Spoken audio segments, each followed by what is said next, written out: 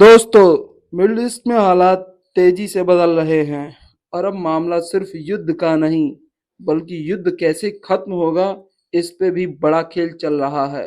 America के पूर्व राष्ट्रपति डोनाल्ड ट्रंप की कोशिश कर रहे हैं कि ईरान के साथ जल्द से जल्द युद्ध विराम हो जाए, यानी लड़ाई रोक दी जाए। लेकिन कहानी में बड़ा ट्विस्ट है। अमेरिका के ही करीबी देश संयुक्त अरब अमीरात, सऊदिया अरब और इजराइल, ये तीनों इस फैसले के खिलाफ खड़े हो गए हैं। अब सवाल ये है कि आखिर क्यों? संयुक्त अरब अमीरात के राजदूत यूसुफ ने साफ शब्दों में कहा कि ये सिर्फ युद्ध रोक देना काफी नहीं है। उनका कहना है कि अगर अभी ईरान को पूरी तरह से नहीं रोका गया तो वह आगे और ज्यादा खतरनाक बन जाएगा। सऊदिया अरब भी इसी लाइन पे है। क्राउन प्रिंस मोहम्मद बिन सलमान ने तो सीधे ट्रंप से बात करके कहा कि अगर इस बार ईरान को नहीं रोका गया तो बाद में उसे संभालना और भी मुश्किल हो जाएगा। यानी साफ साफ शब्दों में कहा गया कि युद्ध खत्म करने से पहले ईरान को ताकत को कमजोर किया जाए। अब बात करते हैं असली डर की।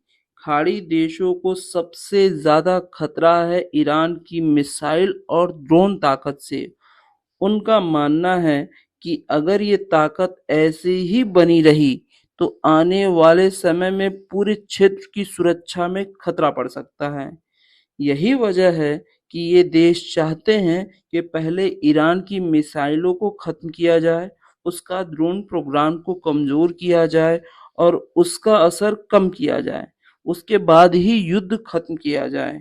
वहीं दूसरी तरफ अमेरिका भी कुछ हद तक यही सोच रहा है।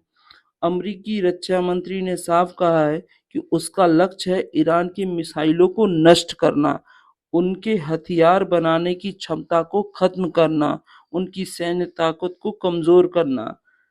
लेकिन फर्क बस इतना है कि ट्रंप जल्दी शांति चाहते हैं और उनके सहयोगी देश पक्की शांति चाहते हैं।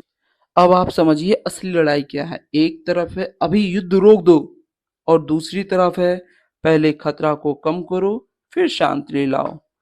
यही वजह है कि मिडिल ईस्ट की राजनीति इस समय बेहद नाजुक मोड़ पर है। अगर जल्दबाजी में फैसला लिया गया तो हालात और बिगड़ सकते हैं और अगर सख्त कदम उठाए गए तो युद्ध लंबा खिंच सकता है। अब आगे क्या होगा, आने वाले दिन ही तय करेंगे कि दुनिया एक बड़े संकट की तरफ बढ़ रही है या फिर शांति की ओर। चैनल को सब्सक्राइब करें, लाइक करें। धन्यवाद।